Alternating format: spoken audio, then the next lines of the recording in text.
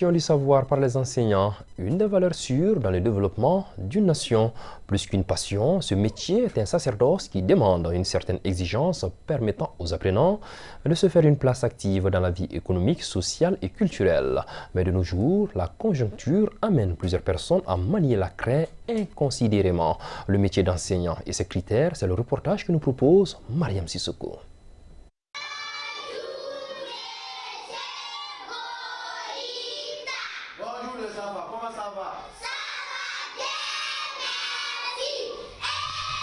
L'enseignement, une vocation sacerdotale, une valeur sûre du développement d'une nation. L'exercice de ces métiers, comme bien d'autres, demande une certaine passion, mais aussi de l'exigence. Une bonne pédagogie en dépend. L'éducation, c'est un élément essentiel pour le progrès d'une nation. Quand l'éducation va mal, cela veut dire que c'est la nation qui va très mal. Donc c'est pour cela n'importe qui ne doit pas venir enseigner. Parce que vous savez, la personne humaine est sacrée. Et pour que cette sacralité reste, il faut qu'on donne à cette personne une bonne éducation. Pour enseigner d'abord, il faut aimer. Si tu aimes le métier en question, tu vas en réalité trouver du bonheur à l'intérieur. Le fait d'aider mes jeunes frères et sœurs ici, c'est quelque chose même qui me rend heureux. Pour le moment quand même, l'enseignement est mon métier préféré parce que moi-même j'ai fait des écoles d'enseignants différentes. Je suis d'abord un sortant de l'ENSUP et en plus de cela, avant de partir à l'ENSUP, j'étais d'abord un sortant des IFM. Dans ce cas, l'enseignement c'est mon métier préféré. La pratique du métier d'enseignant offre la possibilité de s'affirmer chaque jour et d'être acteur d'un système éducatif en évolution.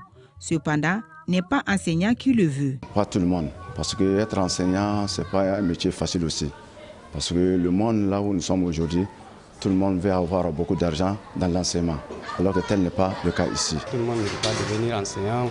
C'est un métier qui demande beaucoup de courage, beaucoup d'engagement, beaucoup d'amour envers les enfants. Donc ce n'est pas un métier si facile. Qui parle de l'enseignement parle aussi de l'éducation. Les deux vont ensemble. Ça ne peut pas devenir un gagne-pain. Chez nous, nous sommes très exigeants sur les critères de sélection. On se base sur des aspects pédagogiques. Si la personne a fait une formation enseignante, la personne peut être engagée. Et en plus de ça, si la personne a de l'expérience dans le domaine. Les enseignants de formation déplorent ce qu'ils appellent une banalisation de la profession, appelant les autorités et les promoteurs d'école à une synergie pour assainir le secteur. Le message que j'ai à l'endroit des promoteurs, c'est de bien faire la sélection des enseignants. Parce que si l'enseignant vient dans l'enseignement qui n'est pas la vocation enseignante, le travail devient compliqué et la mission serait vouée à l'échec. En plus de ça, la formation enseignante. L'État doit prendre ses responsabilités et exiger les maîtres de qualité à toutes les écoles et que ces maîtres de qualité soient bien traités dans ces écoles. Comme le dirait Nelson Mandela, l'éducation est l'arme la plus puissante pour changer le monde. Pourtant, une bonne éducation dépend de la qualité de l'enseignement.